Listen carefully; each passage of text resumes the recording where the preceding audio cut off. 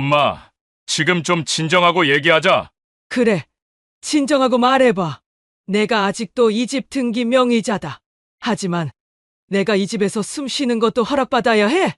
성민은 말없이 머리를 극적이다가 엄마에게 다가갔다. 그녀의 손을 잡으려는 순간 정옥이 먼저 뿌리쳤다. 그러나 성민은 다시 손을 뻗어 이번엔 강하게 엄마의 팔을 붙잡았다. 나! 엄마, 제발 좀 그만해! 정옥이 성민의 손을 거칠게 뿌리친다. 중심을 잃은 정옥이 식탁 모서리에 부딪힌다. 아야! 정옥은 바닥에 쓰러져 신음을 냈다. 순간 뇌진탕과 같은 구토 증세가 나타났다. 그리고 정신도 혼미해졌다. 그런데 더 아팠던 건 그 아들의 눈빛이었다. 거기엔 걱정도 사과도 없이 피로감과 짜증만 가득했다. 구독과 좋아요를 누르시면 사연 제작에 큰 힘이 됩니다. 오늘 사연 시작합니다. 김정옥은 매일 아침 6시 30분이면 눈을 떴다. 별다른 알람이 없어도 몸이 먼저 깨어났다. 몸은 둔해지고 관절은 굳어갔지만 습관은 아직 살아있었다. 그녀는 조용히 주방으로 걸어갔다. 발끝을 세우고 걷는 버릇은 오래전부터였다. 혹시라도 며느리 서지은이 깨지 않을까 싶어 발소리를 죽이는 건 이제 반사적인 움직임이었다. 할인이는 뭐 좋아하려나 어제 남은 배도 있으니 죽을 쓰면 좋겠네. 혼잣말처럼 중얼거리며 정옥은 냄비를 꺼내 들었다. 손에 익은 주방 기구들은 이미 정옥의 손모양에 맞춰진 듯 자연스러웠고 작은 국자 하나에도 애정이 스며 있었다. 한 숟가락, 두 숟가락 물을 붓고 불을 켰다. 불 앞에 앉아 있는 동안 그녀는 자연스럽게 생각에 잠겼다. 오늘은 손녀 박하린이 대학 시험 원서를 내는 날이었다. 시간이 참 빠르다고 어제까지만 해도 아장아장 걷던 아이가 어느새 엄마 말을 잘 따르고 할머니 말은 점점 듣지 않게 되었구나 그런 생각이 들었다. 아이고, 내 나이 80 가까이 돼서도 눈치밥이 다구나. 거실에선 인기척이 없었다. 정옥은 거실 유리창을 닦으며 할인이 입시 비용을 어떻게 챙겨줘야 할지 머릿속으로 정리해 나갔다. 내 통장 잔액이 한 500은 넘게 있었던 것 같은데 그거면 충분하겠지? 사실 손녀 할인이 대학에 붙기만 하면 통장을 통째로 넘겨줄 생각이었다. 그것이 자신이 할 수 있는 마지막 가족 사랑의 방식이라고 믿었다. 허리춤에 앞치마를 두르고 아랫목 이불을 걷어개며 정옥은 작은 미소를 지었다. 여전히 자신이 이 집에서 쓸모 있는 사람이라고 생각하고 싶었다. 이 집은 원래 정옥의 명의였다. 남편이 죽기 전 부모님과 더 가깝게 지내고 싶다고 아들이 애원에 들어와 같이 살게 된 집이었다. 그러나 언제부터인가 정옥은 점점 이 집의 주인이 아니라 가사도우미가 되어가고 있었다. 나는 밥하고 청소하고 빨래하는 기계가 아닌데 지은인 왜 자꾸 날 안 이꼽게 보지? 며느리 지은의 말투는 갈수록 짧아졌고 눈은 마주치지 않았다. 아들은 그 사이에서 고개만 숙이기 일쑤였다. 성민은 어릴 적부터 순한 아이였다. 아버지가 무서워 한 번도 대들지 못했고 정옥만 보면 엄마 고마워요 하던 아이였는데 지금은 며느리 눈치를 더 본다. 그 사실이 정옥을 더 외롭게 만들었다. 나이가 들수록 사람이 그립고 말 한마디가 고파지는데 그 말들이 하나같이 며느리의 눈치 속에 갇혀버린다. 식탁 위엔 매번 할인이 좋아하는 반찬을 만들어 주었지만 할인은 엄마가 사온 거 먹을게요 하며 젓가락을 돌렸다. 자신이 만든 음식조차 이제 집안에서 설 자리를 잃고 있었다. 내가 이 집에서 왜 이렇게 비참해야 하지? 정옥은 오늘따라 그 물음이 계속 맴돌았다. 아침 해가 거실 창문 틈 사이로 들어오고 있었다. 먼지 입자들이 부유하는 그 빛 속에서 정옥은 몇 걸음 멈췄다. 바로 그 순간 잊고 있던 감정이 올라왔다. 서운함, 억울함, 그리고 아주 깊숙한 곳에 숨겨둔 분노였다. 그녀는 부엌 싱크대 앞에 멈춰섰다. 조용히 뚜껑을 닫으며 속으로 다짐했다. 이젠 나도 좀 나를 위해 살아야겠어. 그 아침은 그저 평범한 하루처럼 시작되었다. 그러나 그날 정옥은 알지 못했다. 며느리 앞에서의 굴욕, 아들에게 손을 뿌리치며 쓰러지게 되는 그 순간이 얼마 남지 않았다는 걸. 그리고 그날이 자신이 자식을 가슴에서 지워내는 첫날이 될 거란 것도. 정옥은 주방에서 정성스럽게 만든 죽을 식탁에 올렸다. 갓선 배와 불린 찹쌀로 만든 그 죽은 손녀 할인이 감기 기운이 있을 때마다 해주던 방식 그대로였다. 작은 새 그릇에 담긴 단무지와 직접 담근 무말랭이도 함께였다. 소박했지만 마음은 충분히 담겼다. 할인아, 어젯밤 열이 좀 있더라. 이거 먹고 학교 가. 손녀는 휴대폰을 보며 식탁에 앉았다. 엄마가 해준 거 먹을게요. 난 미역국 끓여달랬잖아. 그건 어제 먹었잖니. 할인은 말없이 국을 밀었다. 지은은 주방에 들어오며 미소 한 점 없는 얼굴로 정옥을 바라봤다. 어머니, 할인이 미역국 먹고 싶다 했는데 왜 죽을 하셨어요? 감기 기운 있어서 그게 좋을 것 같아서 나름 신경 썼단다.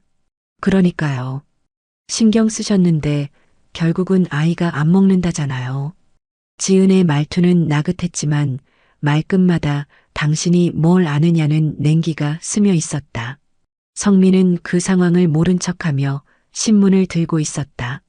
여느 때처럼 아무런 개입도 하지 않았다. 정옥은 상을 치우며 할인의 그릇을 조심스레 치웠다. 아직 한 입도 되지 않은 죽은 서글프게 식어가고 있었다. 고개를 숙인 채 부엌으로 들어온 그녀는 손등으로 눈가를 문질렀다. 눈물이 날 정도는 아니었지만 가슴 한가운데 돌덩이가 앉은 듯 답답했다. 그날 오후 정옥은 김치 냉장고 정리를 하며 지은이 반찬통을 옮기는 모습을 목격했다. 그녀는 정성 들여 만든 장조림, 열무김치를 한쪽으로 밀어놓고 있었다. 지은아, 그거 손 안 대도 돼. 며칠은 거뜬할 거야. 아, 이거요? 이건 너무 짜요. 할인이 입맛에 안 맞고 성민 씨도 요즘 혈압 때문에. 내가 짠 거였니? 물에 한 번 더 헹구면 괜찮은데. 아, 그냥 제 스타일대로 정리할게요. 어머니, 너무 신경 쓰지 마세요. 이제 저도 주부니까요. 정옥은 입을 다물었다. 주부니까요란 말이 귓가에 맴돌았다. 지은은 그 말 속에 무심한 선을 그었다. 이제 이 집의 주방은 지은의 것이며 정옥의 손맛은 불필요하다는 선언 같았다. 그녀는 주방에서 등을 돌린 채 깊은 숨을 내쉬었다. 부엌이 좁은 줄 처음으로 느낀 순간이었다. 저녁 무렵 할인의 입시원서 작성 문제로 식탁에 온 가족이 모였다. 지은이 노트북을 펴고 상담하듯 조목조목 이야기를 시작했다. 성균관대는 자소서를 조금 더 정리해야 하고요. 연세대는 학종으로 넣을까 말까 고민 중이에요. 할인아, 엄마랑 어제 말한 것처럼 이과 쪽은 안전하게 가고 문과는 서류 위주로 정리하자. 응, 근데 할머니가 말한 학교도 좀 궁금하긴 했는데. 아, 그 학교 말이냐. 삼촌도 그 학교 나왔는데 분위기 괜찮다고 했지. 실습도 많고 교수들도. 어머니, 지금 중요한 건 아이가 자기 뜻을 정확히 정하는 거예요. 감정적으로 접근하면 안 되죠. 그 말은 정옥의 의견을 감정적으로 치부하는 한 줄 칼날이었다. 식탁 위 공기는 순식간에 무거워졌고 성민은 물컵을 들며 말했다. 할인이가 알아서 하겠지. 너무 압박 주지 말고. 압박을 준 건 누구였을까? 정옥은 자신의 말을 삼켰다. 그녀는 그저 가족과 함께하고 싶었고 손녀의 미래에 작은 조언을 해주고 싶었을 뿐이었다. 그러나 오늘 이 식탁에서 그녀의 말은 김밥 옆구리 터지는 소리로 들렸나 보다. 이젠 내 자리는 없구나. 그녀는 소리 없이 방으로 들어갔다. 문틈으로 흘러들던 가족의 웃음소리는 마치 어떤 벽 너머 세상에서 들려오는 소리처럼 느껴졌다. 할인의 웃음소리조차도 그 벽을 넘지 못했다. 그날 밤 정옥은 오래된 사진첩을 꺼내 들었다. 성민이 어린 시절 처음으로 편지를 써줬던 생일 카드가 한 장 끼워 있었다. 아들 성민은 어린 시절 편지가 갑자기 생각났다. 엄마 사랑해요. 나중에 크면 엄마 호강시켜 줄게요. 진짜. 정옥은 천천히 눈을 감았다. 그때 그 편지를 쓴 아이는 어디로 간 걸까? 자신을 향해 웃던 그 아들의 눈빛은 왜 지금은 그렇게 차가운 걸까? 그리고 그 작고 조용한 균열은 그렇게 스며들고 있었다. 다음 날 아침이면 또 아무 일 없는 듯 밥을 차릴 정옥이었지만 그 마음속에는 작은 균열이 분명히 벌어지고 있었다. 삶이라는 도자기에 척금이 가기 시작한 것이었다. 박성민은 정옥의 자랑이었다. 남편에게 매번 소리 지르며 혼났던 아이였지만 어머니만 보면 조용히 무릎을 꿇고 안겼다. 초등학교 시절엔 엄마 나 장가 안 갈래. 엄마랑 평생 살래라며 웃곤 했다.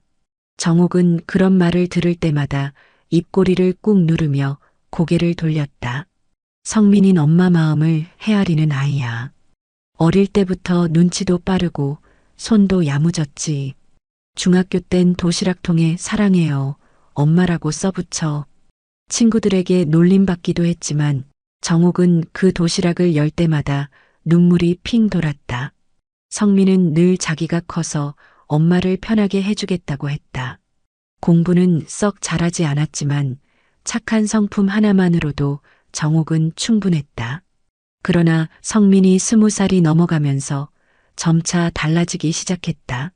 군대 제대한 뒤 직장 생활을 시작하며 세상살이에 찌들었고 그 무렵 지은을 만났다. 그땐 둘이 참 좋아하더라고. 지은인 살갑진 않아도 야무져 보였고, 그래, 우리의 성격이면 그런 여자 만나야 삶이 안정되지. 그땐 나도 그렇게 생각했지. 결혼 전날 밤 성민은 정옥의 방에 조용히 들어왔다.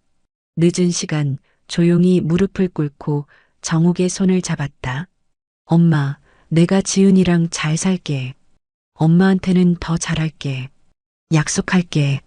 그날 정옥은 아들의 손을 덥석 잡고 말했다.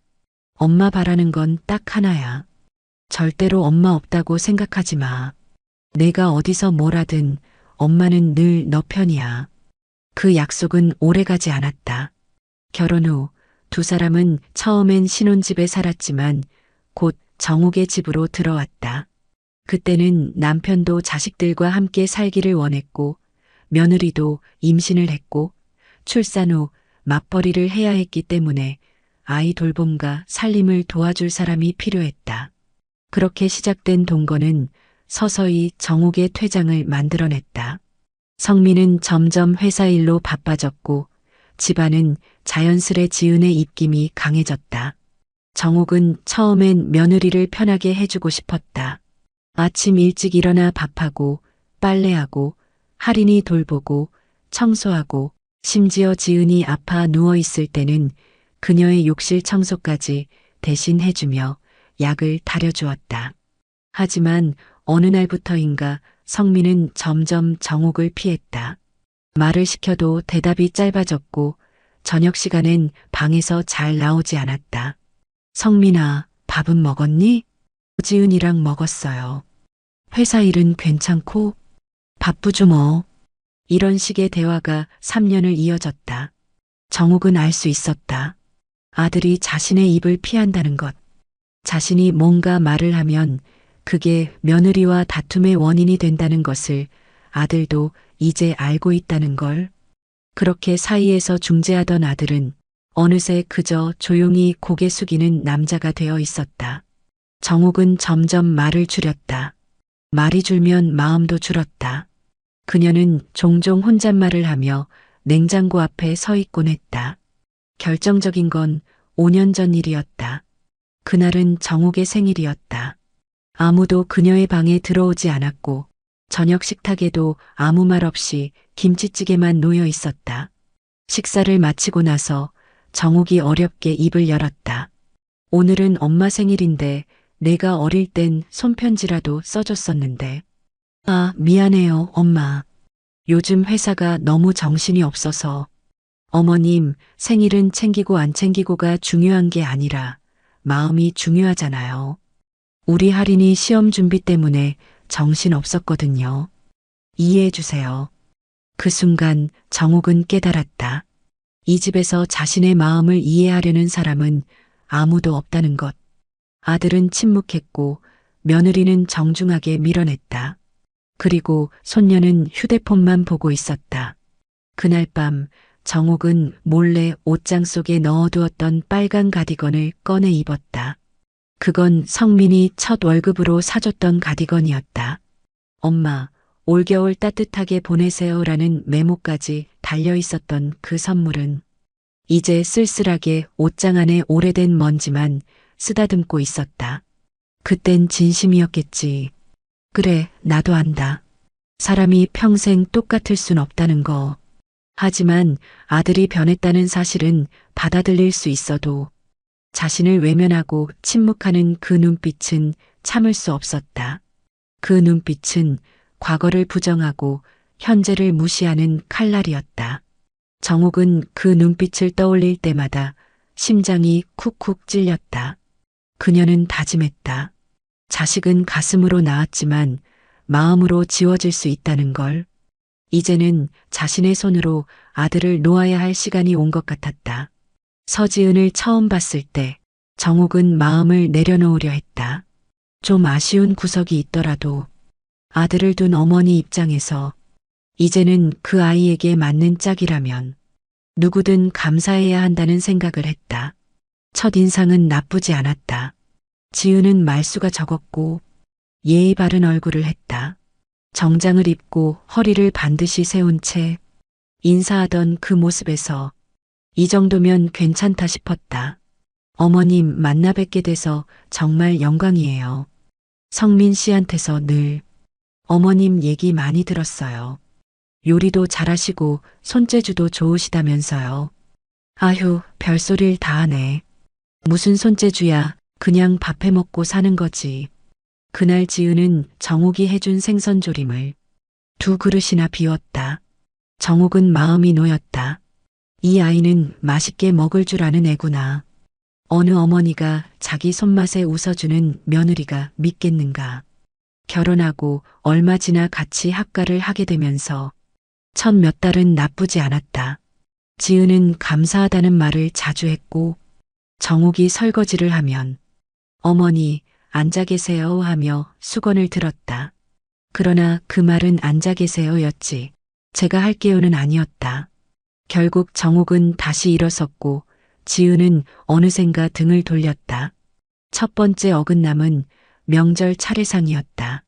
결혼 후 첫 추석 정욱은 새벽부터 전을 부쳤고 탕을 끓였다. 그러나 지은은 아침 8시가 넘어서야 잠에서 나왔다. 어머님, 저 먼저 씻고 나올게요. 머리 감고 와야 해서. 그래. 괜찮아. 나 거의 다 했어. 그날 저녁 성민이 부엌에서 말없이 어머니의 손을 잡았다. 엄마, 지은이 명절 문화 잘 몰라서 그래. 회사 다니느라 이런 걸 못 배웠어. 이해 좀 해. 정욱은 이해했다. 아니, 이해하려 했다. 하지만 그 다음 명절도 그 다음 설도 모든 명절이 똑같았다. 차례상엔 정욱의 손길만 있었고 지은은 그걸 당연하게 받아들였다. 그러면서도 다른 사람들 앞에서는 우리 어머님은 요리를 워낙 잘하셔서 제가 끼어들 틈이 없어요. 저는 늘 배우는 입장이죠. 어머님께 감사해요라고 말했다. 고마운 말을 하는데 왜 이렇게 허전하냐. 정욱이 지은의 속마음을 처음으로 감지한 건 할인이 어린이집에 다니기 시작하던 무렵이었다. 할인이 옷에 김치 국물이 묻자 지은은 이렇게 말했다. 어머님, 김치 국물 묻히는 건 좀 아닌 것 같아요. 요즘 애들 다 유기농 반찬 먹는데 어머님 세대 방식으로는 좀 무리세요. 그 말은 칼날이었다. 어머님 세대란 말은 정옥을 한참 뒤에 있는 존재로 밀어내는 느낌이었다. 그날 이후 정옥은 김치를 덜 넣었고 젓갈도 줄였다. 하지만 그럴수록 하리는 밥을 덜 먹었다. 그리고 지은은 또 말했다. 요즘 애들 입맛이 예민해서요. 그냥 제가 해주는 게 낫겠어요. 갈등은 그렇게 말 한 줄로 스며들었다. 정면 충돌은 없었지만 말투 속에서 매번 선이 그어졌고 정옥은 점점 숨을 죽이며 살았다. 할인이 초등학교에 입학할 무렵 정옥이 애 데려다 줄게 했을 때 지은은 정중히 거절했다. 요즘 엄마들이 다 직접 데려다 줘요. 할머니들이 나서면 좀 애가 친구들한테 놀릴 수도 있어서요. 그 말을 들은 정옥은 그날 할인의 옷장을 다시 정리했다. 손으로 꿰매준 이름표를 모두 떼어냈고 대신 공장에서 붙여온 이름 스티커를 가져다 붙였다. 그녀는 말하지 않았지만 속으로 울고 있었다. 그러나 결정적으로 균열이 느껴진 날은 한밤중 거실에서 지은과 성민의 말다툼을 엿듣게 되었을 때였다. 당신이 자꾸 어머니 눈치 보면 우리 가정은 어떻게 되는 건데? 난 이 집에서 주인이고 싶다고 언제까지 며느리 노릇하면서 살아야 해? 그냥 조금만 더 참자. 엄마 나가라고 하긴 좀 그렇잖아. 그럼 내가 나가든가. 그 말에 성민은 아무 말도 하지 못했다. 정옥은 그 대화를 듣고 나서도 아무 말하지 않았다. 하지만 그녀는 알았다. 지은의 마음에선 이미 자신이 불청객이었고 성민은 자기 가정의 평화를 위해 어머니를 희생시킬 준비가 되어 있는 사람이었다는 걸. 그 밤 이후로 정옥은 거실 전등을 켜지 않았다. 어둠 속에서 조용히 물을 마시고 방으로 들어갔다. 그녀의 마음속에도 전등이 꺼지고 있었다. 며칠 전까지만 해도 정옥은 할인의 이름을 부를 때면 입꼬리가 먼저 올라갔다. 할인이는 자신에게 유일하게 남은 위로였다. 딸처럼 안아주고 손을 꼭 잡고 자장가를 불러줬던 그 아이. 그러나 요즘은 그 손이 점점 멀어지고 있었다. 할인아, 이리 와봐. 어제 널 위해 쑤놓은 손수건인데. 아, 할머니 요즘 누가 손수건 써요. 그냥 티슈 쓰면 되는데. 할인은 무심히 웃으며 휴대폰을 쳐다봤다. 손수건을 내밀고 있던 정옥의 손끝이 허공에 붕 떠 있었다. 그 손을 어색하게 내려놓으며 그녀는 조용히 미소를 감췄다. 그날 저녁 정옥은 할인의 방 앞에 조용히 과일 접시를 두었다. 귤과 사과, 딸기를 골고루 담아 문 앞에 살짝 놓고 돌아서려던 찰나 문틈 사이로 할인의 목소리가 들렸다. 엄마, 할머니 또 뭐 갖다 놨어. 과일 접시도 내가 먹기 싫은 것만 골라놨어. 맨날 이런 식이야. 그러게. 할인아, 이젠 내가 말해도 돼. 할머니가 내 감정 잘 몰라서 그래. 그 말에 정옥의 손이 멈췄다. 내 감정을 몰라서 그래라는 말 속엔 이해할 능력도 없고 세대도 다르고 이제 그만하라는 메시지가 숨어 있었다. 다음 날 아침 정옥은 더 이상 과일 접시를 만들지 않았다. 부엌 찬장 아래 그릇들을 조용히 넣었다. 비어있는 접시처럼 마음도 시들어 버렸다. 며느리 지은은 점점 자신의 권력을 확장해 갔다. 부엌엔 자동정리기를 들여왔고 정옥이 손수하던 식기세척은 이젠 필요 없어졌다. 지은은 말했다. 어머님, 이제 이건 기계가 해줘요. 어머님 손 아프시잖아요. 하지만 말투는 친절했어도 그것은 필요 없다는 선언이었다. 그리고 그날 정옥은 설거지통 앞에 선 채 손을 씻지도 못한 채 돌아섰다. 그 무렵 할인의 학교 진학 상담 일정이 잡혔다. 정옥은 아들에게 전화를 걸어 물었다. 할인 고등학교 배정 상담 이때 혹시 같이 가볼까 싶어서. 그건 지은이랑 이미 얘기 끝났어요. 괜찮아요. 엄마 너무 신경 쓰지 마세요. 그래도 내가 할인이 커가는 거 가까이서 봤는데 한마디쯤 해주면 좋을 것 같아서. 엄마, 할인이 요즘 예민해요. 괜히 말 꺼냈다. 기분 상하게 하지 마세요. 정옥은 수화기를 내려놓으며 입을 꾹 다물었다. 예민한 나이라는 말 한 줄이 자신을 집안에서 배제시키는 담장이 되었다. 그녀는 그 담장을 넘지 않으려 애썼지만 어느 순간부터 자신이 담장 밖에 있다는 것만은 분명히 느낄 수 있었다. 며칠 뒤 또 하나의 이상 징후는 문 앞에서 시작되었다. 지은은 배달 온 택배를 확인하다가 정옥의 이름이 적힌 소포를 들고 물었다. 어머님, 이거 또 뭐예요? 주문하셨어요? 응, 그냥 할인이 그림 그릴 때 쓰게 색연필 좀 샀어. 아, 근데요. 할인이 요즘 그런 거 안 해요.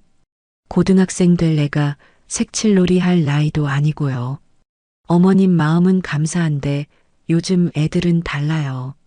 그 말에 정옥은 아무 대꾸 없이 고개를 끄덕였다. 그날 밤 택배 상자는 열리지 않은 채 신발장 옆에 놓여 있었고 할인은 그 존재조차 눈치채지 못한 듯 방에서 이어폰을 낀 채 웃고 있었다. 나를 피하는 것도 아니고 대놓고 무시하는 것도 아니고 근데 이 집에서 내가 점점 사라지고 있는 기분이야. 정옥은 자신의 감정을 누구에게도 말하지 않았다. 친구인 춘자에게 전화라도 걸어 털어놓고 싶었지만 괜히 친구 앞에서 자식 험담하는 건 아니란 생각에 입을 다물었다. 그녀는 오히려 거울을 보며 말했다. 내가 잘못한 게 뭘까? 왜 이렇게 눈치가 보이냐? 왜 이렇게 내가 겁이 나냐? 그날 밤 방 안은 조용했다. 그러나 정옥은 이상하리만치 깊은 잠에 빠지지 못했다. 할인이 문을 닫을 때 나는 딱 소리, 지은이 지나가며 말없이 등을 돌리는 순간 성민의 조용한 숨소리조차도 자신에게 등을 돌리고 있는 것처럼 느껴졌다. 그건 단순한 오해도 나이 탓도 아니었다. 정옥은 알고 있었다. 가족이라는 이름 아래 누군가는 조금씩 누군가를 밀어내고 있었다. 그리고 그 누군가는 분명 그녀 자신이었다. 그날도 정옥은 부엌에서 소리 없이 설거지를 하고 있었다. 지은은 스마트폰을 들여다보며 주방 앞을 지나갔다. 눈이 마주쳤지만 아무 말 없이 고개를 돌렸다. 아, 어머님. 저녁은 저희끼리 해결할게요. 할인이 오늘 학원 늦게 끝나고 피곤해서 시켜 먹을게요. 그래. 정옥은 물기 묻은 손을 앞치마에 닦으며 말없이 수세미를 내려놓았다. 손끝이 저릿했지만 더 아픈 건 마음이었다. 밥을 해줄 기회조차 박탈당하는 그 순간은 그저 식사 거부가 아니라 당신은 이제 없어도 된다는 선언처럼 느껴졌다. 그날 밤 정옥은 친구 춘자에게 전화를 걸었다. 전화기 너머로 들려오는 익숙한 목소리가 반갑고 미안했다. 춘자야, 내 그 손녀가 이제 몇 살이더라? 중이야. 걔는 아직도 나한테 기대서 자. 왜? 우리 할인이는 이제 나랑 눈도 잘 안 마주쳐. 예전엔 학교에서 있었던 일도 술술 얘기하던 애였는데 요샌 휴대폰만 들여다보고 내 목소리를 들을 생각이 없는 것 같아. 에이, 뭔 소리야. 다 애들 사춘기라 그래. 성민이는 뭐래? 걔가 엄마랑 제일 잘 지냈잖아. 걔도 요즘은 나한테 말 안 붙이더라. 그냥 내 말이 귀찮은가 봐. 정옥은 전화를 끊고 한참을 침묵했다. 그녀는 마치 자신이 투명한 존재가 되어버린 기분이었다.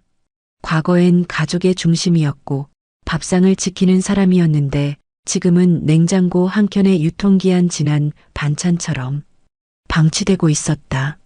그날 이후 정옥은 이상하게 책상 서랍을 자주 열었다. 그 안에는 오래전 성민이 작성했던 인감증명서와 부동산 서류 사본들이 있었다. 성민이 대출을 받으려고 정옥의 명의를 잠깐 빌린 적이 있었던 때였다. 그때 정옥은 서류를 다시 돌려받은 뒤 묵묵히 서랍 안에 넣어뒀다. 이 집 아직도 내 이름이지. 그녀는 그 사실이 무엇을 의미하는지 정확히 몰랐다. 하지만 어렴풋이 느꼈다. 자신이 아무 힘도 없는 존재는 아니라는 걸. 비록 말은 줄어들었지만 이 집의 바닥에는 아직도 자기 이름이 적혀 있다는 것. 그날 밤 그녀는 종이에 간단히 메모를 적었다. 성민이랑 얘기하기. 혹시 모르니 부동산 등기 다시 확인해 보기. 메모를 쓴 손이 떨렸다. 하지만 손끝에서 이상하게 따뜻한 감각이 피어올랐다. 그건 희망은 아니었지만 무너짐의 끝은 아니라는 증거였다. 며칠 후 작은 일이 벌어졌다. 할인이 학교에서 돌아오는 길에 현관 비밀번호가 바뀌어 있었다고 전화를 걸어왔다. 엄마, 비밀번호 왜 바꿨어? 나 집 못 들어가게 하려고 작정했어? 안 바꿨는데? 아니, 분명히 틀렸어. 할머니가 열어줘서 겨우 들어왔어. 정옥은 그 말을 들으며 말없이 고개를 숙였다.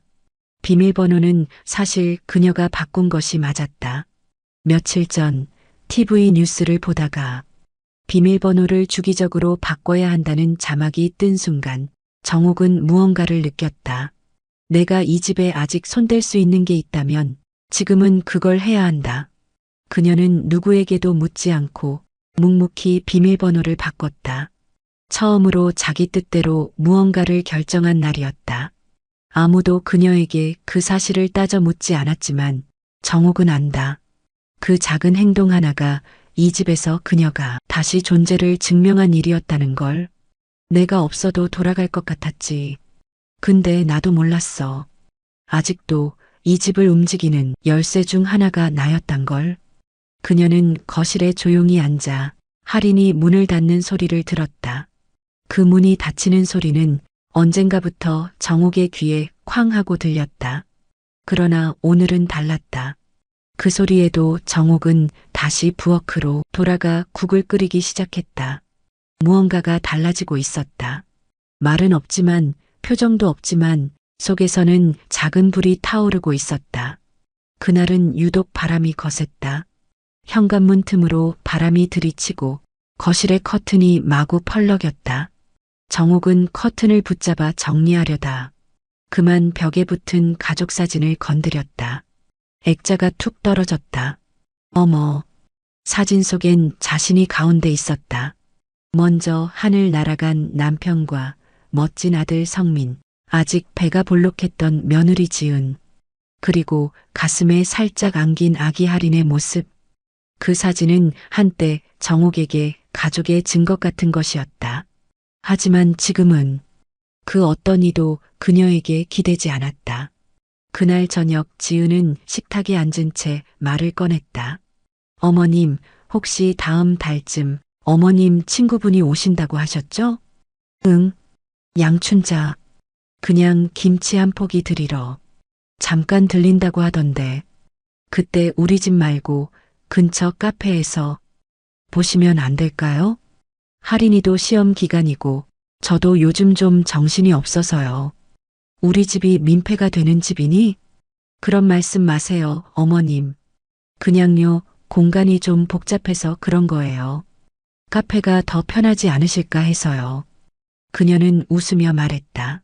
하지만 그 말은 너무도 명확한 경계였다. 당신의 손님은 이 집에 환영받지 못합니다. 당신의 인간관계조차 이 집에서는 방해물입니다. 정옥은 그 말을 곱씹었다. 할인이 시험 기간이라 배려한다는 말이었지만 할인이 자신의 방에서 이어폰을 끼고 유튜브 쇼를 보고 웃음을 터뜨리고 있다는 걸 정옥은 알고 있었다. 정옥은 입술을 꼭 다물었다. 그 다물어진 입술이 이제는 더 이상 말하고 싶지 않다는 신호였다. 며칠 후 성민이 퇴근해 돌아왔다. 넥타이를 느슨하게 풀며 소파에 앉은 그를 보며 정옥은 한참을 바라봤다. 어느샌가 아들은 자신을 마주보지 않았다. 그는 늘 고개를 돌리거나 핸드폰을 보거나 TV 화면에 시선을 빼앗긴 채였다.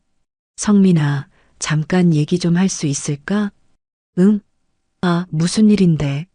너 혹시 이 집 등기 아직 내 이름으로 돼 있는 거 맞지? 왜 갑자기 그런 걸 물어봐? 그냥 나도 이제 나이가 있으니까 뭐든 미리 알아두려고. 그거야 뭐 옛날 그대로겠지. 엄마 명의로 돼 있던 거 바뀌지 않았을걸? 성민의 말은 느슨했다. 그러나 정옥은 그 말 안에 작은 떨림이 있다는 걸 놓치지 않았다. 그날 밤 정옥은 몰래 책상 서랍을 열고 오래된 등기 서류를 꺼내 확인했다. 날짜는 그대로였고 이름도 여전히 그녀의 것이었다. 그러나 그녀는 몰랐다. 며느리 지은이 최근 인터넷을 통해 인감 위조 절차를 검색하고 있었다는 걸.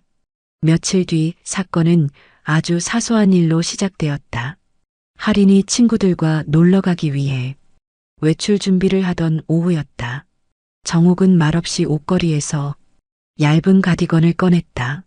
할인이 몇 해 전 입었던 연한 분홍색 카디건. 소매는 약간 닳았지만 아직 멀쩡했다. 할인아, 저녁 늦으면 바람 불 텐데 이거 하나 걸치고 가. 할머니, 진짜 옛날 옷이잖아요. 창피하게 왜 이걸 꺼내세요? 춥다니까 그렇지. 그게 뭐 어때서. 요즘 누가 이런 거 입어요.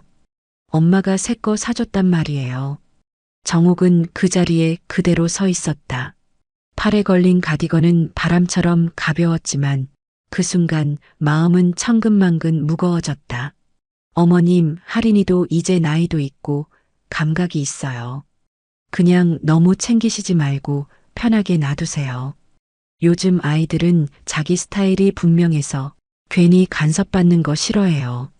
그 말은 마치 할머니의 사랑은 구시대적인 것이라는 선고처럼 들렸다. 정옥은 말없이 카디건을 소파 위에 내려놓고 거실 창밖을 바라봤다. 그날 밤 정옥은 처음으로 거실 조명을 켜두지 않았다. 식탁 위에는 미처 치우지 못한 찬기들이 널브러져 있었고 부엌 싱크대엔 물이 가득 찬 그릇이 쌓여 있었다. 그녀는 치우지 않았다. 무의식적으로, 아니 어쩌면 의도적으로 누군가 눈치채주기를 바랐는지도 모른다.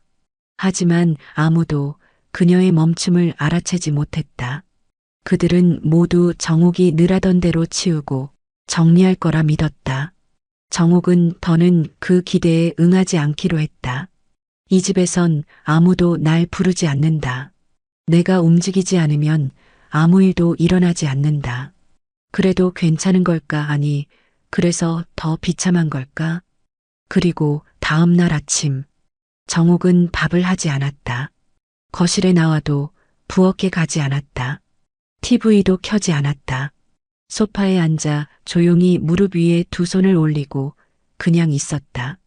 지은이 가장 먼저 나왔다. 부엌을 둘러보더니 잠깐 멈칫했다. 어머님, 오늘은 식사 안 하셨어요? 응. 오늘은 그냥 좀 쉬려고. 아, 그럼 저희끼리 알아서 할게요. 그 말 한 줄에 정옥은 아무 대답도 하지 않았다. 그녀의 침묵은 평소보다 무거웠고 그 침묵 속엔 무언가 깨지는 소리가 들리는 듯했다.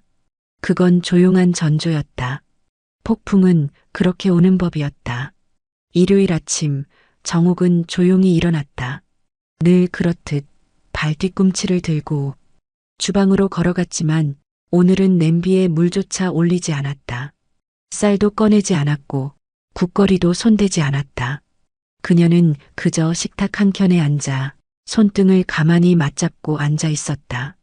오늘은 나도 좀 쉬련다. 첫마디였다.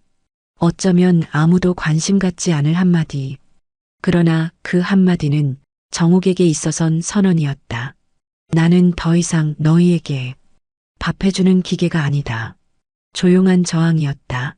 먼저 나온 이는 며느리 지은이었다. 부스스한 머리로 주방을 훑어본 그녀는 허공에 잠깐 시선을 머물렀다.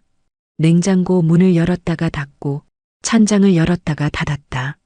그리고 식탁에 앉아 물을 한 모금 마셨다. 어머님, 오늘은 밥 안 하셨어요? 응. 몸이 좀 무거워서. 아, 네. 오늘 할인이 친구들 데려오기로 했다고 말씀드렸던 거 기억하시죠? 애들 예민해서 집 분위기 좀 깔끔했으면 좋겠는데. 그럼 데려오지 말지.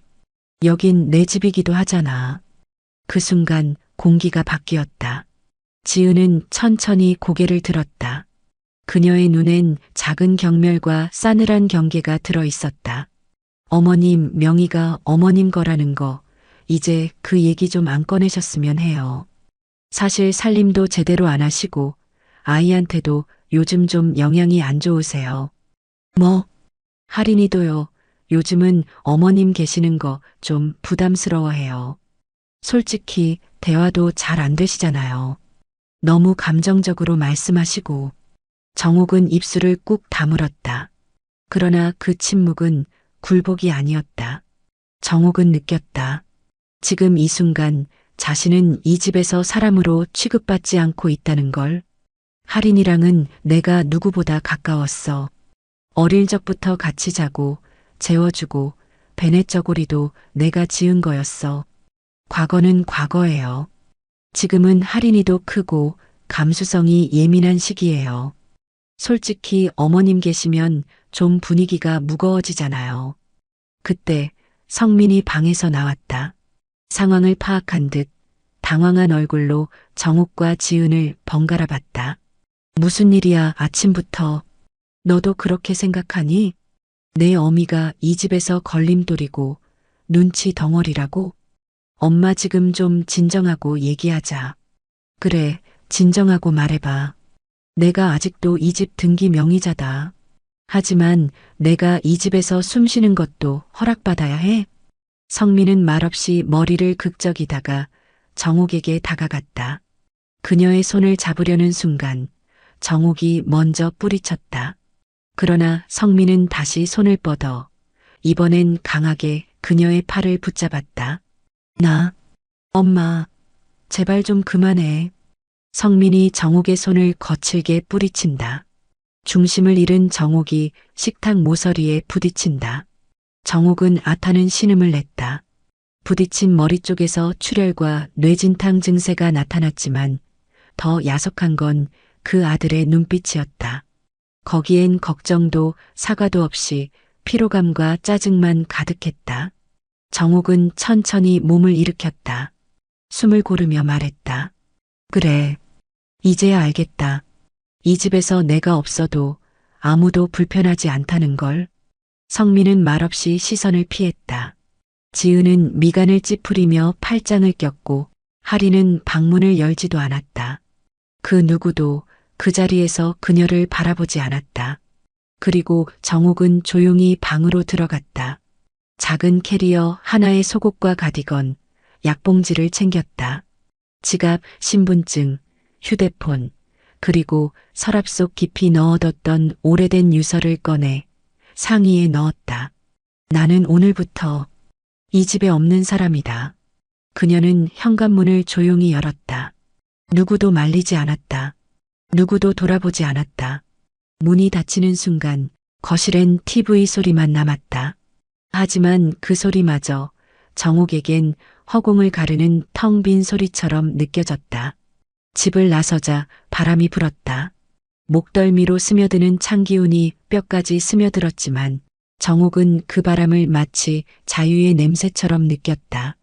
수십 년을 살던 그 집을 떠나는 일이 이렇게 조용할 줄 몰랐다. 비명도 없었고 말리는 손길도 없었다. 문은 천천히 닫혔고 뒤돌아보지 않았다. 이 바람 추운 게 아니라 낯선 거였구나. 그녀는 택시를 잡지 않았다. 그냥 걷기로 했다. 어디로 가겠다는 계획도 없었다. 하지만 발은 자연스럽게 익숙한 골목으로 향했다. 그리고 결국 도착한 곳은 오래된 친구 양춘자의 집 앞이었다. 정우가? 너 무슨 일이야? 이 시간에 나 좀 재워주라. 정옥은 그 말을 하자마자 무너졌다. 꽉 잡고 있던 체면과 인내가 문턱 앞에서 우르르 무너져 내렸다. 양춘자는 아무 말 없이 그녀의 손을 붙잡고 안으로 이끌었다. 이불을 깔고 따뜻한 물을 내왔다. 그리고 조용히 옆에 앉았다. 말하기 싫으면 안 해도 돼. 근데 네 눈빛 보니까 이제는 뭐라도 말해야 할 때 같은데. 그날 밤 정옥은 양춘자에게 처음으로 털어놓았다. 며느리의 말투, 아들의 눈빛, 손녀의 변화, 그리고 존재를 무시당하며 살아온 지난 몇 년의 삶에 대해. 말이 길지 않았지만 하나하나 꺼낼 때마다 그녀의 눈에서는 말없이 눈물이 흘렀다. 양춘자는 가만히 손등을 쓰다듬었다. 아무 말도 하지 않았지만 그 침묵은 세상에서 가장 따뜻한 대답이었다. 나를 쳐다보지도 않았어. 내가 넘어졌는데 그놈의 눈빛에 미안하단 말 한마디 없더라. 그게 더 서러웠어. 넌 그 집에서 너무 오래 참고 살았어. 솔직히 말해서 네가 너무 착했어. 그만큼 너 없는 그 집 금방 허물어질 거야. 며칠 후 정옥은 양춘자의 집 작은 방에 머물고 있었다.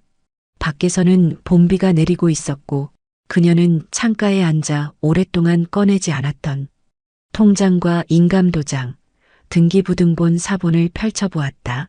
지갑 속엔 오래전부터 보관해오던 성민과 나눴던 재산 관련 문서가 접혀 있었다. 그녀는 문득 오래된 기억 하나를 떠올렸다. 10년 전 성민이 한창 사업이 힘들다며 집을 담보로 대출을 받자고 했을 때 그때 그녀는 아무 조건 없이 인감도장을 내주었다. 사인도 확인도 없이. 왜냐면 아들이니까. 이제는 사람을 믿는 것도 계산해야 하는 시대인가 봐. 그녀는 그 문서들을 하나씩 펼쳐놓고 손으로 날짜를 적었다. 그리고 메모장 한켠에 작은 글씨로 썼다. 변호사 상담 예약 양춘자 지인 추천. 은행 방문 거래 내역 조회. 그 메모는 복수의 계획이 아니었다. 그건 존재의 회복을 위한 첫 계획표였다. 이제부터는 누구의 엄마도 아니고 누구의 시어머니도 아닌 김정욱이라는 이름으로 살아야 한다는 걸 그녀는 뼈저리게 느끼고 있었다. 춘자야, 나 앞으로 어떻게 해야 할까? 제일 먼저 할 건 네 이름을 다시 찾는 거다. 성민 엄마 말고 김정욱으로. 그거 참 오랜만에 듣는 이름이네. 그날 밤 정옥은 오랜만에 깊이 잠들었다. 누가 깨우지도 눈치를 주지도 않는 평온한 밤. 잠결에 누군가가 그녀의 어깨를 다독이는 것 같았다. 그건 남편의 손길 같기도 하고 어린 시절 자신이 어린 성민의 머리를 쓰다듬던 손짓 같기도 했다. 하지만 분명한 건 하나였다. 이제부터는 다시 시작해야 한다는 것. 양춘자의 집 작은 방. 해가 저물어가는 오후 빗방울이 창문을 두드리며 흘렀다. 정옥은 혼자 앉아 있었다. 손에 들린 것은 오래된 앨범 한 권이었다.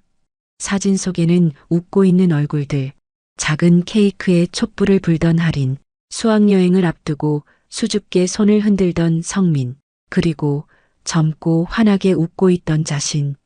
정옥은 사진을 넘기다 손을 멈췄다. 카메라를 향해 손을 흔들고 있는 젊은 정옥의 모습. 하얀 원피스를 입고 그 뒤에 아들이 꼭 안겨 있었다. 이때만 해도 이 애가 나를 버릴 거라곤 상상도 못했지. 그녀는 조용히 앨범을 덮었다. 그리고 책상 앞에 앉았다. 텅 빈 노트 한 장을 꺼내 펜을 들었다. 할인아, 혹시 나중에 이걸 읽게 되면 할미가 얼마나 널 사랑했는지 알아줬으면 해. 그녀는 편지를 쓰기 시작했다. 쓰다 말고 또 찍고 다시 쓰고 또 한참을 멈췄다. 그 글엔 미움이 없었다. 다만 억울함과 아픔이 조용히 녹아 있었다. 할미는 너한테 좋은 사람이 되고 싶었단다. 맛있는 거 해주고 아플 땐 내 이마 짚어주고 그게 다였는데 언젠가부터 내 눈에서 내가 사라졌더라. 그녀는 더는 쓰지 못했다. 펜 끝이 멈춘 채 눈물이 후두둑 종이에 떨어졌다. 그 눈물은 하룻밤 울고 끝낼 수 없는 눈물이었다. 그건 10년 넘게 식탁을 차려왔던 손의 기억이었고 손녀의 생일에 몰래 준비한 카드 뒷면의 글씨였고 아들이 병원에 입원했을 때 새벽마다 택시를 잡던 발걸음이었다. 나는 뭘 그렇게 잘못했을까? 내가 욕심이 많았던 걸까? 더 바라지 말았어야 했나? 정우가 그만해. 그 말, 이제 그만하자. 넌 잘못한 게 없어. 너는 그냥 엄마였고 시어머니였고 가족이었을 뿐이야. 그 말이 정옥의 가슴을 쳤다. 그녀는 소리내어 울기 시작했다. 이불을 움켜쥐며 어깨를 떨며 울었다. 그 울음은 단지 며느리 때문도 아들 때문도 아니었다. 그건 자신이 스스로를 참아야 하는 사람으로 만든 시간들에 대한 울음이었다. 괜찮아. 다 나 때문이야. 어른이니까라는 말로 자신을 지우며 살았던 시간들. 이젠 안 참아도 되지? 안 참아도 돼. 참아서 남는 거 이제 없잖아. 정옥은 그제야 고개를 들었다. 붉어진 눈으로 창밖을 봤다. 비는 여전히 내리고 있었지만 그 빗소리가 이제는 속을 비워내는 소리처럼 들렸다. 그날 밤 정옥은 일기를 썼다. 짧은 문장들이었지만 그녀에겐 시작이었다. 오늘 울었다. 많이 울었고 그래서 조금 가벼워졌다. 나도 사람이다. 이제 그걸 잊지 않겠다. 그녀는 일기장을 덮고 불을 끄기 전 혼잣말처럼 중얼거렸다. 나는 살아있구나. 그 한마디가 그녀 인생 후반전의 첫 문장이 되었다. 며칠 후 양춘자의 소개로 정옥은 동네 법률사무소를 찾았다. 작은 사무실, 중년의 변호사가 말없이 서류를 넘기며 말했다. 의미 부동산 등기, 분명히 아직 김정옥 씨 명의로 돼 있긴 합니다. 그런데요, 좀 이상한 게 하나 있어요. 이상한 거요? 3개월 전에 귀하 명의로 명예신탁 해지 신청서가 제출됐습니다. 그리고 그걸 근거로 다른 이름으로 매매 계약이 진행 중이에요. 그게 무슨 말이에요? 전 그런 서류 쓴 적 없는데요. 그래서 이상하단 겁니다. 서류에 있는 인감날이니 귀하의 것과 다소 다르고 본인 확인 절차가 생략돼 있어요. 아마 누군가 서류를 위조했을 가능성이 있습니다. 정옥의 손에서 볼펜이 툭 떨어졌다. 머릿속이 하얘졌다. 심장이 마구 뛰기 시작했다. 그녀는 침착하게 그러나 떨리는 목소리로 말했다. 서류 혹시 보여주실 수 있을까요?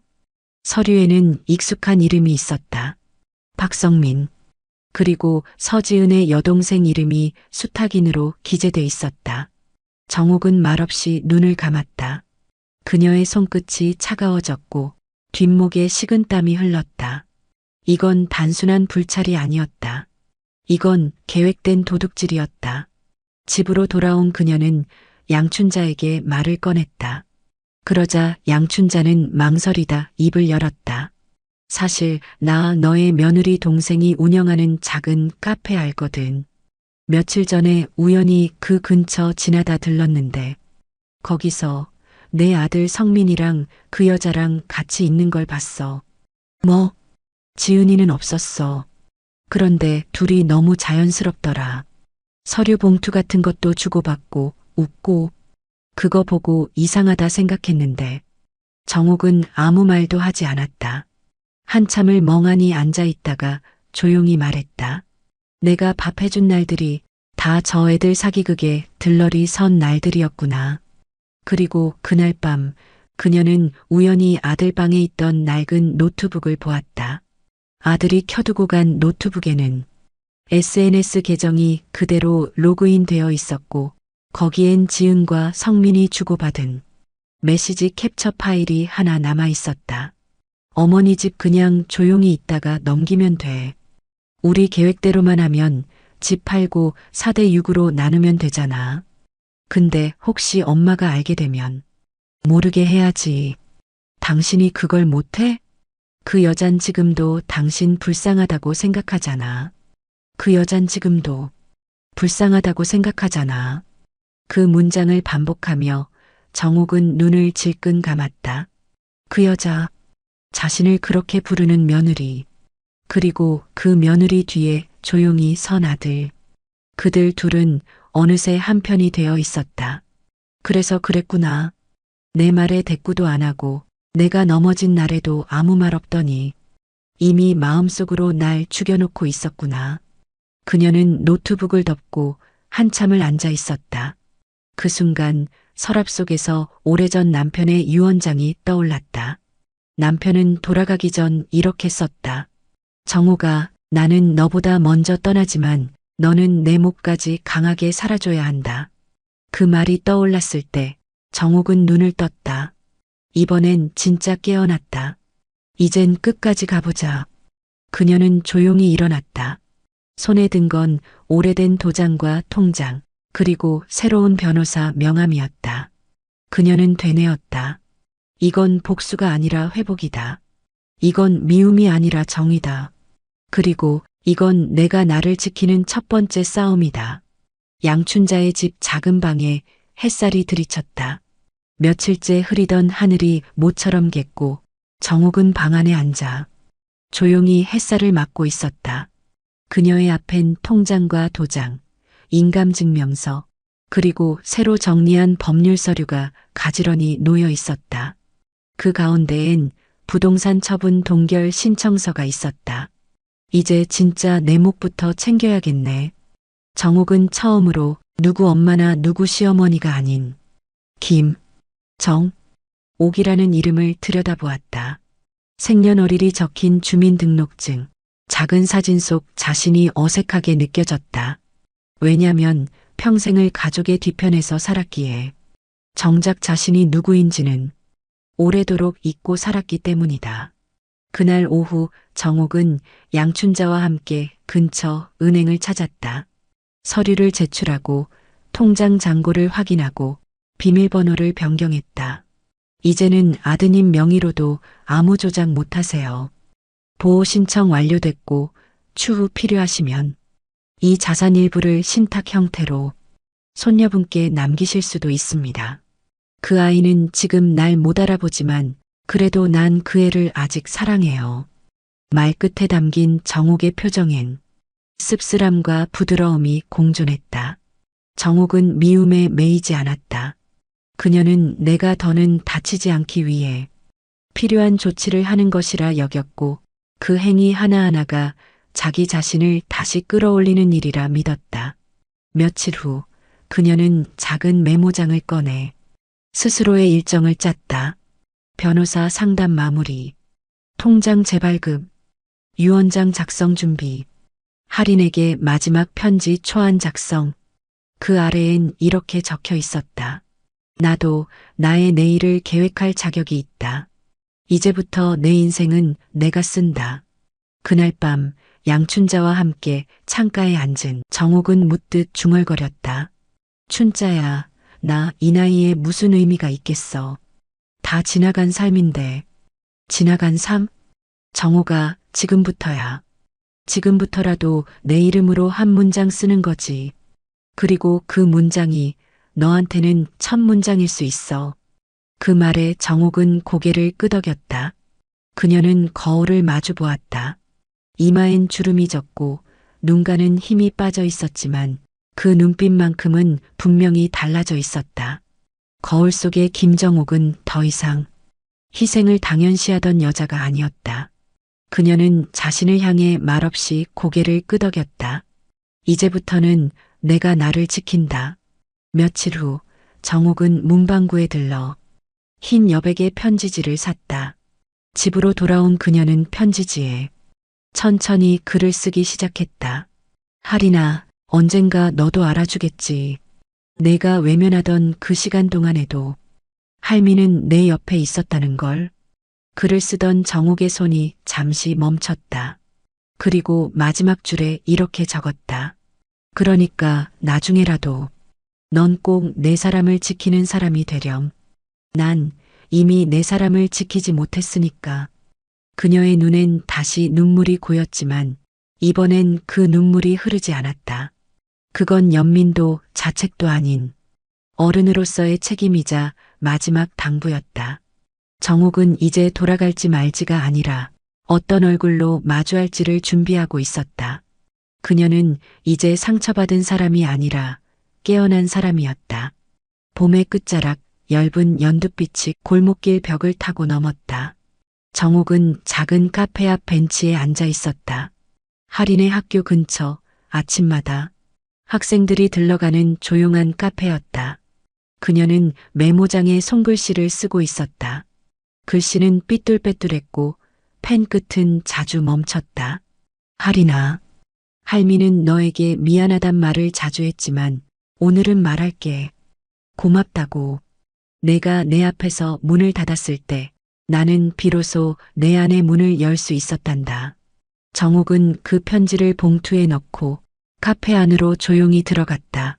저기요? 혹시 머리카락이 긴 박하린 학생이라고 여기 자주 오죠? 네, 아침마다요. 오늘은 좀 늦나 봐요. 보통 이 시간엔 오시는데. 그럼 이거 좀 전해주실 수 있을까요? 그냥 전해만 주세요. 읽을지 말지는 그의 마음이니까. 직원은 고개를 끄덕였고 정옥은 고맙다는 말을 남기고 천천히 가게를 나섰다. 그녀는 뒤를 돌아보지 않았다. 기대하지도 포기하지도 않았다. 그냥 자신의 마음을 건넨 것이 전부였다. 며칠 후 하리는 평소보다 피곤한 얼굴로 카페에 들어섰다. 주문을 하고 자리에 앉으려던 그녀에게 직원이 조심스레 봉투 하나를 건넸다. 며칠 전에 어떤 아주머니가 전해달라고 하셨어요. 꼭 주라고 하셔서요. 하리는 멈칫했다. 봉투엔 아무 이름도 적혀 있지 않았다. 그저 익숙한 글씨체, 그리고 오래전 봤던 낯선 따뜻함이 묻어 있었다. 할머니? 하리는 조용히 봉투를 열었다. 편지를 읽는 내내 그녀의 눈은 글자에 고정되어 있었고 읽는 속도는 느렸지만 그 마음은 고요하게 흔들리고 있었다. 하리나, 너는 너대로의 슬픔이 있었겠지. 엄마 아빠 사이에서 말 못했던 것들. 할미가 다 헤아리지 못한 것 미안하단다. 그래도 나는 늘 너의 편이었단다. 그 문장에서 할인의 눈이 멈췄다. 그리고 코끝이 찡해졌다. 늘 내 편이었다고? 그녀는 잠시 두 손으로 얼굴을 감쌌다. 어느새 눈물이 뺨을 타고 흘렀다. 그 눈물은 죄책감의 눈물도 반성의 눈물도 아니었다. 그건 단지 잃었다고만 생각했던 사랑이 여전히 존재하고 있었다는 사실에 대한 안도감이었다. 그날 저녁 정옥은 뜻밖의 전화를 받았다. 낯선 번호였다. 여보세요? 할머니? 하리나. 나 미안해. 그땐 그냥 너무 혼란스러웠어. 엄마도 아빠도 다 이상해져서. 괜찮아. 할미도 너 이해 못했었어. 그냥 내 목소리 들으니까 그걸로 됐다. 언제 또 볼 수 있어? 너 보고 싶었구나? 응. 근데 엄마는 몰랐으면 좋겠어. 그래. 그럼 우리 둘만의 비밀로 하자. 그 대화는 짧았지만 정옥에게는 긴 겨울 끝에 봄처럼 느껴졌다. 그녀의 마음 어딘가에서 오래 닫혀있던 창이 조용히 열렸다. 며칠 후 정옥은 작은 공원 벤치에 앉아 한 권의 노트를 꺼내 적었다. 사랑은 다시 올 수 있다. 이해는 천천히 따라온다. 그리고 말하지 않아도 전해지는 것들이 있다. 그녀는 노트를 덮고 조용히 미소 지었다. 하린이는 괜찮을 거야. 그 아이 속에 아직 따뜻한 게 있으니까. 정옥은 외곽의 조용한 요양원을 알아봤다. 누구에게도 말하지 않은 나만 알고 있었던 내 안의 암세포와 나는 싸우고 있는 중이었다. 일시적 보호가 아닌 완전한 입소 상담을 받기 위해서였다. 이름표가 붙은 사무실 문을 두드리자 원장이 반갑게 맞았다. 어르신, 어떻게 오셨습니까? 혼자서 오신 건가요? 예. 제 삶을 정리하는 시간을 가지고 싶어서요. 네. 이제는 제 몸도 제 감정도 여기에 맡기고 싶어요. 저라는 사람을 저답게 지킬 수 있는 공간이 필요한 것 같아서요. 서류 작성을 마치고 정옥은 요양원 내부를 다시 둘러봤다. 낮은 침대와 커다란 창문, 그 창문 너머로는 봄 햇살이 한가득 들어오고 있었다. 여기서라면 내가 나로 머무를 수 있겠네요. 그녀는 조용히 방 안 의자에 앉아 메모장을 꺼냈다. 할인에게 보낼 두 번째 편지를 적기 위해서였다. 할인아, 할미는 조금 멀리 떨어진 곳에 가 있을게. 하지만 이건 버림이 아니라 선택이란다. 세상은 자꾸 사람을 구겨 넣으려고 하더구나. 엄마는, 아빠는, 그리고 너도 아마 그 안에서 싸우고 있을 거야. 할미는 이제 더 싸우지 않고 나를 지키기로 했단다. 내가 나를 지키는 방법은 그저 도망치지 않고 나를 있는 그대로 인정하는 것. 그게 참 어려웠지. 며칠 후 정옥은 변호사를 다시 만났다. 이번엔 재산 분배와 관련된 서류였다. 이대로 진행하면 자택은 매각 후 일부는 손녀 박하린 양 명의 신탁으로 전환됩니다.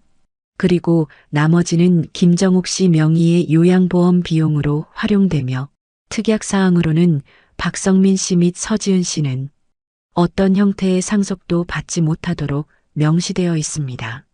예, 그게 맞습니다. 받을 사람이 받는 게 이제라도 바로 잡는 거겠지요. 단단하십니다. 흔들리던 시간이 길었으니까요.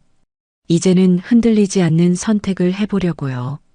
그날 저녁 정옥은 조용히 옛 사진첩을 꺼냈다. 남편과 함께 찍었던 사진들, 어릴 적 성민의 생일, 어느 봄날 할인이 손잡고 걸었던 공원 사진. 그녀는 사진을 하나하나 넘기다 가장 마지막 장에서 멈췄다. 거기엔 손으로 쓴 글씨가 적혀 있었다. 사람은 사람으로 남을 때 가장 아름답다. 맞아. 나는 사람으로 남고 싶었지. 누구의 소유도 수단도 아닌. 정옥은 서랍 깊은 곳에서 유언장 초안을 꺼냈다. 그녀는 이미 모든 내용을 손으로 직접 써둔 상태였다. 하지만 그 마지막 줄만은 늘 비워져 있었다. 그날 밤 그녀는 오랜 망설임 끝에 그 마지막 문장을 적었다. 그리고 나는 나의 뜻대로 마지막 계절을 고요히 걸어갑니다. 정옥은 잠시 펜을 내려놓고 창밖을 바라보았다. 꽃이 피고 있었고 멀리서 들려오는 아이들 웃음소리는 생의 뒷부분에도 여운을 남기고 있었다. 그녀는 조용히 움조렸다. 이젠 내가 나를 받아줄 시간이다. 2027년 5월 한적한 변호사 사무실. 늦은 오후 햇살이 유리창을 부드럽게 타고 내렸다. 탁자 위에는 오래된 종이 봉투 하나가 놓여 있었다. 낡은 마스킹 테이프 위엔 작은 글씨로 이렇게 적혀 있었다. 할인아, 이건 내가 열어볼 자격이 있을 때 열어보렴. 할미가 너에게 남긴 이야기란다. 할인은 그 봉투를 천천히 열었다. 그 안엔 노트 여러 장, 직접 쓴 편지, 그리고 한 통의 유언 공증서가 들어 있었다. 할머니가 손으로 다 쓰셨네. 할인은 가장 위에 놓인 노트를 펼쳤다. 한 줄 한 줄 조용히 아주 느리게 읽어내려갔다. 나는 김정옥. 1948년 겨울 전북 고창에서 태어났다. 아버지는 어릴 때 일찍 먼저 떠나셨고 어머니는 내 이름을 부르며 눈을 감으셨다. 나는 어릴 적부터 누군가의 딸, 누군가의 아내, 누군가의 엄마로만 살았다. 정작 나로서 살아본 기억은 노년에 와서야 조금씩 생겼다. 이건 내 인생의 기록이다. 그리고 너에게 남기고 싶은 한 사람의 삶이다. 할인의 눈이 멈칫한 것은 한 페이지 한 페이지가 어쩐지 자신이 지나온 가족의 기억과 딱 맞닿아 있었기 때문이었다. 부엌에서 들리던 냄비 끓는 소리, 겨울 아침마다 입김 뿜으며 손을 녹이던 정옥의 손, 생일날 편의점 케이크 위에 꽂힌 촛불. 그건 단지 과거가 아니었다. 그건 정옥이 할인을 기억한 방식의 일부였고 세상이 그녀에게 무심했을 때조차 할머니는 누군가의 마음을 붙들고 있었다는 증거였다. 할머니, 이걸 혼자 써내려 가신 거예요? 하루하루 이렇게 마음을 다해서 노트의 마지막 부분에 이르자 글씨가 흔들리고 잉크가 번진 흔적이 보였다. 그리고 마지막 페이지, 종이의 끝자락에 한 문장이 적혀 있었다. 하리나, 이건 내가 살아낸 이야기야. 이제 내가 읽어줄 차례란다. 그리고 바로 밑 정식 유언장의 부속 문구가 이어졌다. 김정옥은 자택의 처분 및 예금, 자산의 일부를 손녀 박하린 명의로 신탁하며 향후 그녀가 자신의 이름으로 살아가는 삶을 선택할 수 있도록 돕고자 한다. 단, 이 신탁은 금전만이 아닌 기록된 이야기 또한 포함한다. 할인이 이 기록을 끝까지 읽은 날, 나의 유산은 그녀의 것이 된다. 이야기까지 포함된 유산이라니. 할인은 손끝으로 노트를 감쌌다. 그건 단순한 종이가 아니었다. 그건 김정옥이 남긴 삶의 조각이었고 가장 정직한 문장이었다. 며칠 후 할인은 조용히 요양원을 찾았다. 그녀는 접수처에 조심스레 물었다. 혹시 김정옥 어르신의 방을 볼 수 있을까요? 네, 가능해요. 유족이신가요? 네. 제가 할머니의 유산을 받은 사람이에요. 방 안은 정갈했다. 창문에는 바람에 흔들리는 얇은 커튼이 드리워져 있었고 작은 탁자 위엔 사진 한 장이 놓여 있었다.